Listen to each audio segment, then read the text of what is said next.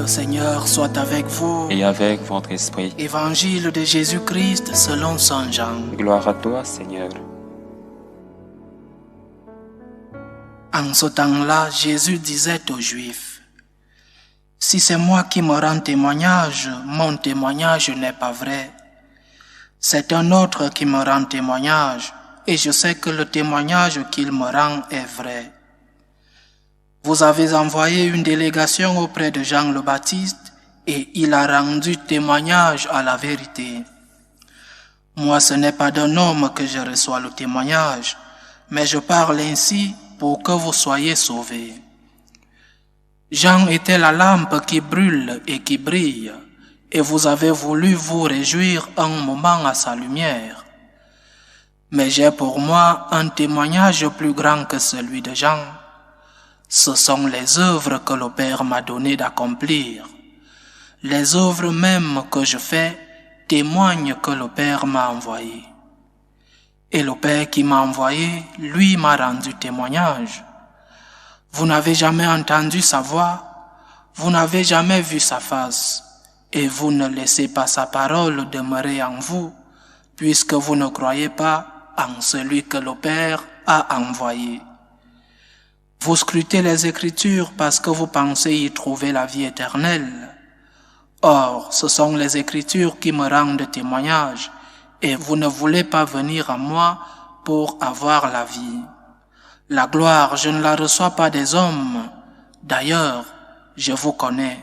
Vous n'avez pas en vous l'amour de Dieu. Moi, je suis venu au nom de mon Père, et vous ne me recevez pas. Qu'un autre vienne en son propre nom, celui-là, vous le recevrez. Comment pourriez-vous croire, vous qui recevez votre gloire les uns des autres, et qui ne cherchez pas la gloire qui vient du Dieu unique? Ne pensez pas que c'est moi qui vous accuserai devant le Père. Votre accusateur, c'est Moïse, en qui vous avez mis votre espérance.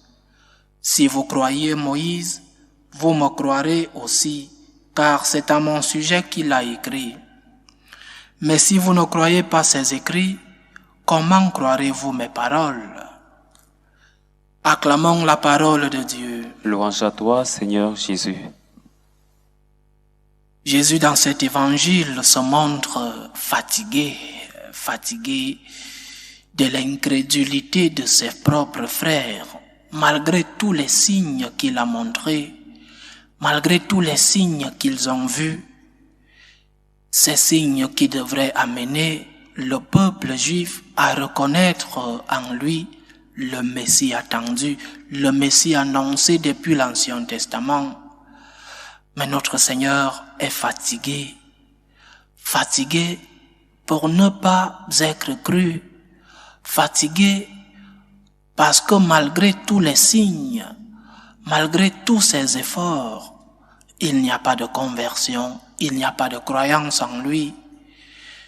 On découvre dans cet évangile que nous avons écouté 3 signes et le Seigneur s'appuie sur ces 3 signes pour essayer d'ouvrir les yeux à ses frères. Le premier signe, c'est la présence de Jésus dans l'Ancien Testament. Si vous croyez Moïse, vous me croiriez aussi, car c'est à mon sujet qu'il a écrit. C'est-à-dire que la lecture correcte de l'Ancien Testament doit nous amener à voir dans les Écritures de cet Ancien Testament, doit nous amener à reconnaître Jésus dans l'Ancien Testament, parce qu'en lui, il y a une préfiguration, il y a une allégorie. Jésus est le nouveau Moïse. Lire l'Ancien Testament, non seulement la lettre, sinon en cherchant en lui la vie éternelle, en se laissant illuminer par l'Esprit. L'Ancien Testament nous conduit à Jésus. Donc, le premier signe qui rend témoignage de Jésus, c'est le propre Ancien Testament, ce que ces Juifs appelaient les Écritures, parce qu'à ce moment-là, le Nouveau Testament n'existait pas encore. Jésus est présent dans les Écritures juives. Mais le témoignage de ces Écritures n'est pas accepté par les propres Juifs. Le témoignage que Jésus est l'envoyé, que Jésus est le Messie tant attendu, n'est pas accepté par ces Juifs. Mais le deuxième témoignage était celui de Jean-Baptiste, qui est le pont qui relie l'Ancien et le Nouveau Testament. Jean-Baptiste qui a reconnu en Jésus l'agneau de Dieu qui enlève les péchés du monde et qui a proclamé Jésus comme celui-là que le peuple attendait. Malheureusement non plus, malgré la popularité de son Jean-Baptiste, malgré sa popularité comme saint, comme grand prophète, il était déjà reconnu comme ce grand prophète-là, ce fidèle prophète du Seigneur. Malgré cela, très peu ont reconnu en Jésus le Messie. Quand je dis très peu, parce que les premiers apôtres de notre Seigneur sont des anciens apôtres de Jean le Baptiste et qui ont reconnu en Jésus le Messie envoyé. Mais beaucoup, la majorité, ont rejeté ce témoignage de Jean le Baptiste.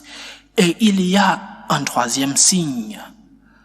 Les œuvres que je fais témoignent que je suis l'envoyé. Les œuvres que Jésus fait, les miracles, l'enseignement de notre Seigneur témoignent de sa divinité, témoignent qu'il est Dieu.